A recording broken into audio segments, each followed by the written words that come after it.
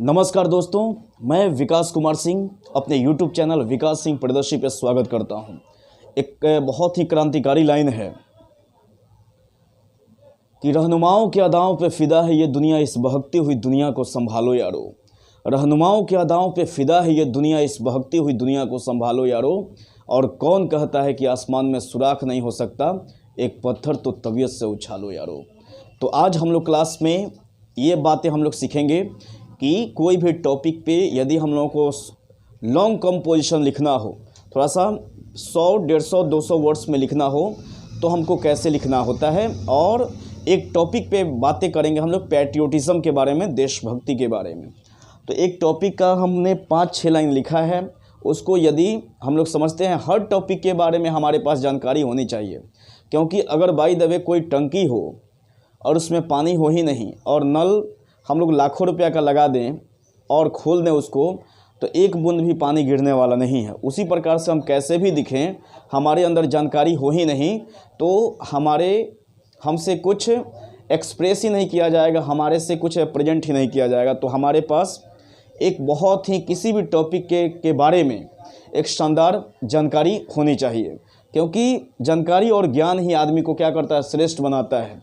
इसके लिए एक बहुत ही मशहूर कवि हैं हरिवंश राय बच्चन, उन्होंने कहा है कि कर्म के कुरुक्षेत्र में ना रूप काम आता है, ना झूठ काम आता है, ना जाति काम आती है, ना बाप का नाम काम आता है, सिर्फ ज्ञान ही आपको अपना हक दिलाता है। तो ज्ञान ही आदमी को बहुत ही शानदार और महान बनाता है। तो पैट्रियोटिज़म के बारे में हम लोग इंग्लिश में 5-6 लाइन सीखेंगे। तो patriotism is putting the interest of one's country first. Patriotism क्या है? पैट्रियोटिज़म, देशभक्ति जो है वो देश का जो हित है वो अपने हित से ऊपर रखने की फीलिंग को कहते हैं। उसके बाद working for its betterment, development and sacrificing for it in need. और इसके लिए हम लोगों को सिर्फ सोचना ही नहीं है, उसके लिए वर्क करने की आवश्यकता है।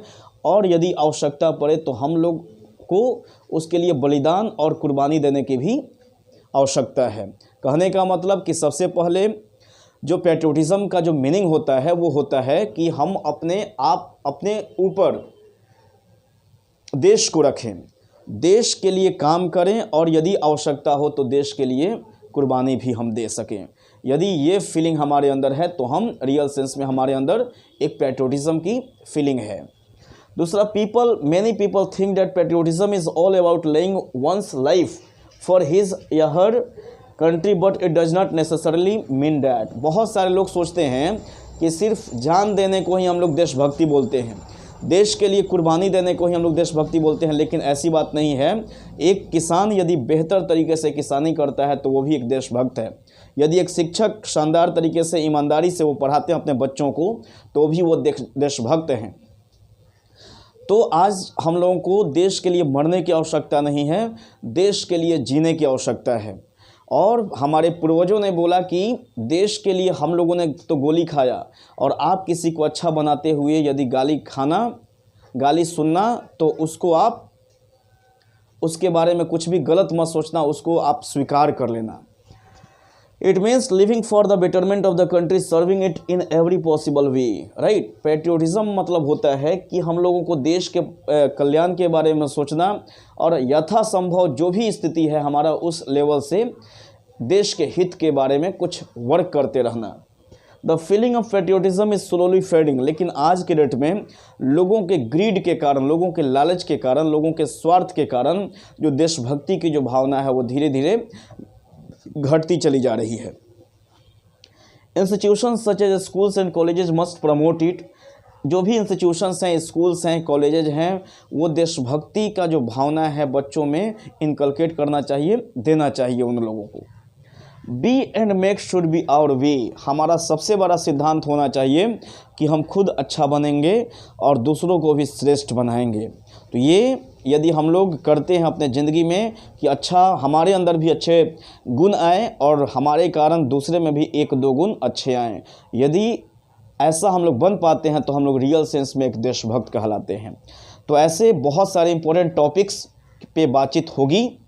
आप जो भी इम्पोर्टेंट जो टॉपिक्स हैं, यदि जिस टॉपिक के बारे में आप कमेंट सेक्शन में बोलेंगे उस टॉपिक पे मेरे द्वारा आप लोगों को वीडियो बनाया जाएगा। तो आज का जो वीडियो है यहीं तक।